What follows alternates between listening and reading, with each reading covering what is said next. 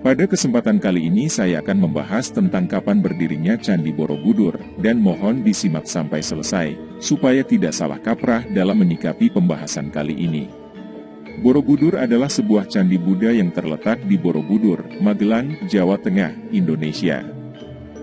Candi ini terletak kurang lebih 100 km di sebelah barat daya Semarang, 86 km di sebelah barat Surakarta, dan 40 km di sebelah barat laut Yogyakarta.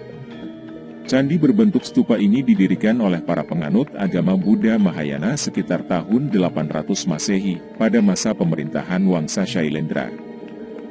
Borobudur adalah candi atau kuil Buddha terbesar di dunia, sekaligus salah satu monumen Buddha terbesar di dunia.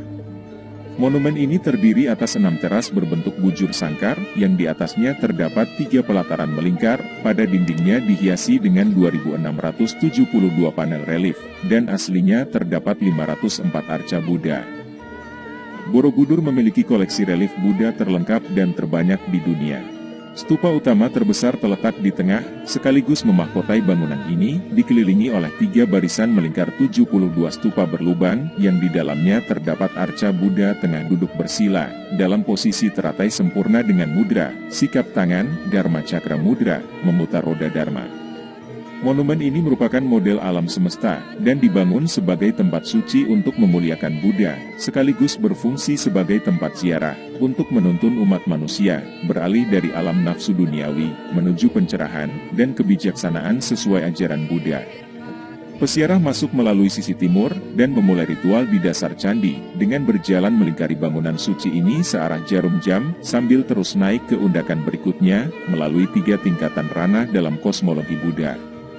Ketiga tingkatan itu adalah Kama Dhatu, yaitu ranah hawa nafsu, Rupa Dhatu, yaitu ranah berwujud, dan Arupa Dhatu, yaitu ranah tak berwujud. Menurut bukti-bukti sejarah, Borobudur ditinggalkan pada abad ke-14, seiring melemahnya pengaruh kerajaan Hindu dan Buddha di Jawa, serta mulai masuknya pengaruh Islam.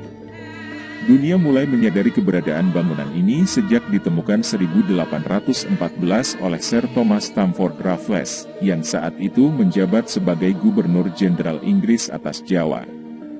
Sejak saat itu Borobudur telah mengalami serangkaian upaya penyelamatan dan pemugaran perbaikan kembali. Proyek pemugaran terbesar digelar pada kurun waktu 1975 hingga 1982, atas upaya pemerintah Republik Indonesia dan UNESCO, kemudian situs bersejarah ini masuk dalam daftar situs warisan dunia. Borobudur kini masih digunakan sebagai tempat ziarah keagamaan. Tiap tahun umat Buddha yang datang dari seluruh Indonesia dan mancanegara berkumpul di Borobudur untuk memperingati Trisuci Waisak. Dalam dunia pariwisata, Borobudur adalah objek wisata tunggal di Indonesia yang paling banyak dikunjungi wisatawan. Dalam bahasa Indonesia, bangunan keagamaan purbakala disebut candi. Istilah candi juga digunakan secara lebih luas untuk merujuk kepada semua bangunan purbakala yang berasal dari masa Hindu-Buddha di Nusantara, misalnya gerbang, gapura, dan petirtaan, kolam dan pancuran pemandian. Asal mula nama Borobudur tidak jelas, meskipun memang nama asli dari kebanyakan candi di Indonesia tidak diketahui. Nama Borobudur pertama kali ditulis dalam buku Sejarah Pulau Jawa, karya Sir Thomas Stamford Raffles. Raffles menulis mengenai monumen bernama Borobudur, akan tetapi tidak ada dokumen yang lebih tua yang menyebutkan nama yang sama persis. Satu-satunya naskah Jawa kuno yang memberi petunjuk mengenai adanya bangunan suci Buddha yang mungkin merujuk kepada Borobudur adalah Nagara Kretagama yang ditulis oleh Empu Prapanca pada 1365. Banyak teori yang berusaha menjelaskan nama candi ini. Salah satunya menyatakan bahwa nama ini kemungkinan berasal dari kata Sambara Budara, yaitu artinya gunung Budara, di mana di lereng-lerengnya terletak teras-teras, dan selain itu terdapat beberapa etimologi rakyat lainnya. Misalkan kata Borobudur berasal dari ucapan para Buddha, yang karena pergeseran bunyi menjadi Borobudur. Penjelasan lainnya yaitu bahwa nama ini berasal dari 2 kata bara dan beduhur.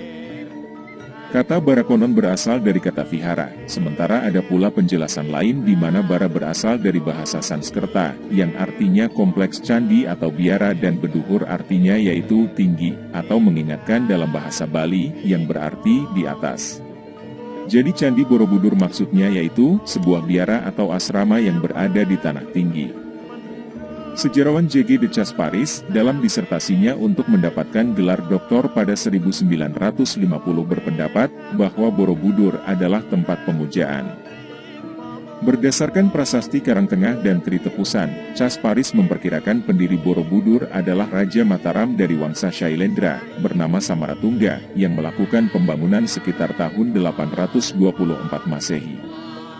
Bangunan raksasa itu baru dapat diselesaikan pada masa putrinya, Ratu Pramodawardhani. Pembangunan Borobudur diperkirakan memakan waktu setengah abad.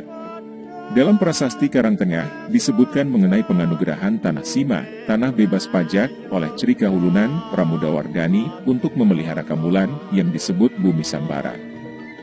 Istilah Kamulan sendiri, berasal dari kata mula, yang berarti tempat asal muasal, bangunan suci untuk memuliakan leluhur, kemungkinan leluhur dari Wangsa Shailendra. Casparis memperkirakan bahwa Bumi Sambara Budhara, dalam bahasa Sanskerta yang berarti, Bukit Himpunan Kebajikan 10 Tingkatan Bodhisatwa, adalah nama asli Borobudur. Menurut legenda Jawa, daerah yang dikenal sebagai dataran kedua adalah tempat yang dianggap suci dalam kepercayaan Jawa, dan disanjung sebagai Taman Pulau Jawa, karena keindahan alam dan kesuburan tanahnya. Selain Borobudur, terdapat beberapa candi Buddha dan Hindu di kawasan ini. Pada masa penemuan dan pemugaran di awal abad ke-20, ditemukan candi Buddha lainnya yaitu Candi Mendut dan Candi Pawon, yang terbujur membentang dalam satu garis lurus. Awalnya diduga hanya suatu kebetulan, akan tetapi berdasarkan dongeng penduduk setempat, dulu terdapat jalan berlapis batu yang dipagari, pagar langkan di kedua sisinya, yang menghubungkan ketiga candi ini. Tidak ditemukan bukti fisik adanya jalan raya beralas batu dan berpagar dan mungkin ini hanya dongeng belaka, akan tetapi para pakar menduga memang ada kesatuan perlambang dari ketiga candi ini. Ketiga candi ini, Borobudur, Pawon dan Mendut, memiliki kemiripan langgam arsitektur dan ragam hiasnya, dan memang berasal dari periode yang sama, yang memperkuat dugaan adanya keterkaitan ritual antar ketiga candi ini. Keterkaitan suci pasti ada, akan tetapi bagaimanakah proses ritual keagamaan ziarah dilakukan, belum diketahui secara pasti. Selain Candi Mendut dan Pawon, di sekitar Borobudur juga ditemukan beberapa peninggalan purbakala lainnya, di antaranya berbagai temuan tembikar seperti periuk dan kendi, yang menunjukkan bahwa di sekitar Borobudur dulu terdapat beberapa wilayah hunian. Temuan-temuan purbakala di sekitar Borobudur kini disimpan di Museum Karmawibangga Borobudur, yang terletak di sebelah utara candi bersebelahan dengan Museum Samudra Raksa. Tidak seberapa jauh di sebelah utara Candi Pawon, ditemukan reruntuhan bekas candi Hindu yang disebut Candi Banon. Pada candi ini ditemukan beberapa arca dewa-dewa utama Hindu, dalam keadaan cukup baik yaitu Shiva, Vishnu, Brahma, serta Ganesha. Akan tetapi batu asli Candi Banon amat sedikit ditemukan, sehingga tidak mungkin dilakukan rekonstruksi. Tidak seperti candi lainnya yang dibangun di atas tanah datar, Borobudur dibangun di atas bukit dengan ketinggian 265 meter dari permukaan laut dan 15 meter di atas dasar Danau Purba yang telah mengering. Keberadaan Danau Purba ini menjadi bahan perdebatan yang hangat di kalangan arkeolog pada abad ke-20 dan menimbulkan dugaan bahwa Borobudur dibangun di tepi atau bahkan di tengah danau. Sementara itu, pakar geologi justru mendukung pandangan Nye Wen Kam dengan menunjukkan bukti adanya endapan sedimen lumpur di dekat situs ini. Sebuah penelitian stratigrafi, sedimen dan analisis sampel serbuk sari yang dilakukan tahun 2000 mendukung keberadaan Danau Purba di lingkungan sekitar Borobudur, yang memperkuat gagasan Nye Wen Kam. Ketinggian permukaan Danau Purba ini naik turun berubah-ubah dari waktu ke waktu, dan bukti menunjukkan bahwa dasar bukit dekat Borobudur pernah kembali terendam air, dan menjadi tepian danau sekitar abad ke-13 dan ke-14. Aliran sungai dan aktivitas vulkanik diduga memiliki andil dalam mengubah bentang alam dan topografi lingkungan sekitar Borobudur, termasuk danaunya. Tidak ditemukan bukti tertulis yang menjelaskan siapakah yang membangun Borobudur dan apa kegunaannya. Waktu pembangunannya diperkirakan berdasarkan perbandingan antara jenis aksara yang tertulis di kaki tertutup Karmawibangga dengan jenis aksara yang lazim digunakan pada prasasti kerajaan abad ke-8 dan ke-9. Diperkirakan Borobudur dibangun sekitar tahun 800 Masehi. Kurun waktu ini sesuai dengan kurun antara 760 dan 830 Masehi, masa puncak kejayaan Wangsa Shailendra di Jawa Tengah, yang kala itu dipengaruhi Kemaharajaan Sriwijaya. Pembangunan Borobudur diperkirakan menghabiskan waktu 75-100 tahun lebih, dan benar-benar dirampungkan pada masa pemerintahan Raja Samaratungga, pada tahun 825. Terdapat kesimpang siuran fakta mengenai apakah raja yang berkuasa di Jawa kala itu beragama Hindu atau Buddha.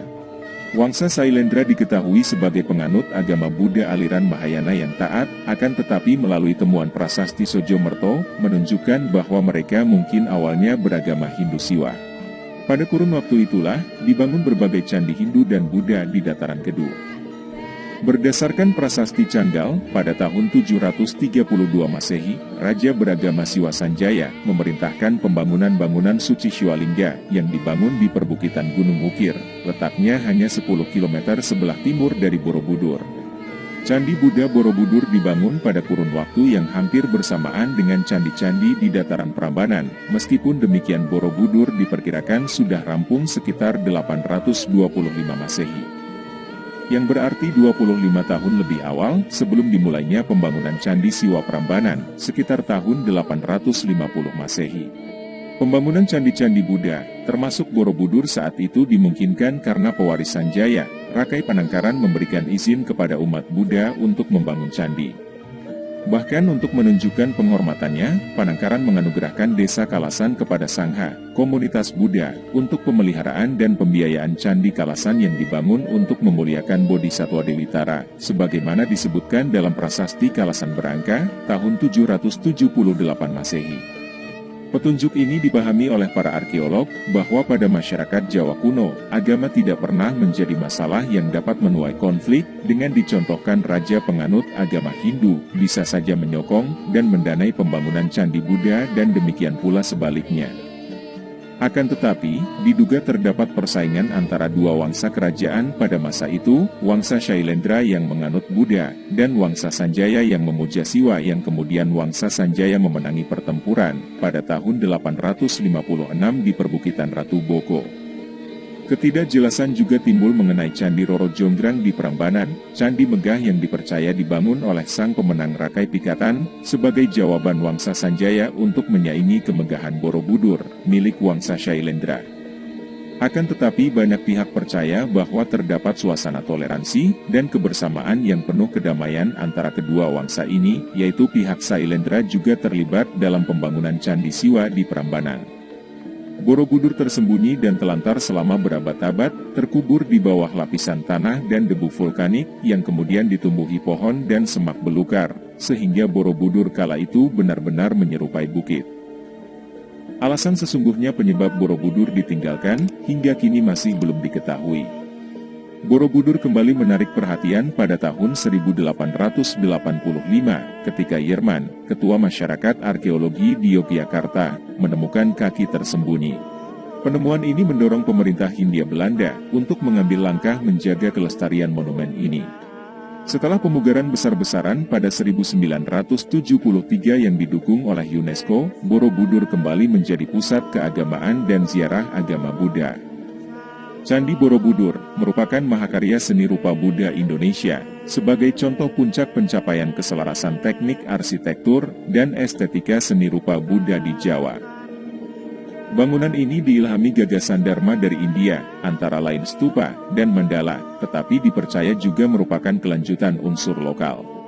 Struktur megalitik punden berundak atau piramida bertingkat yang ditemukan dari periode prasejarah Indonesia, sebagai perpaduan antara pemujaan leluhur asli Indonesia dan perjuangan mencapai nirwana dalam ajaran Buddha. Begitulah sedikit penjelasan singkat kali ini tentang berdirinya Candi Borobudur. Namun bagaimanapun juga, pembahasan kali ini jangan dijadikan pedoman yang benar-benar merujuk pada kebenaran berdirinya candi tersebut.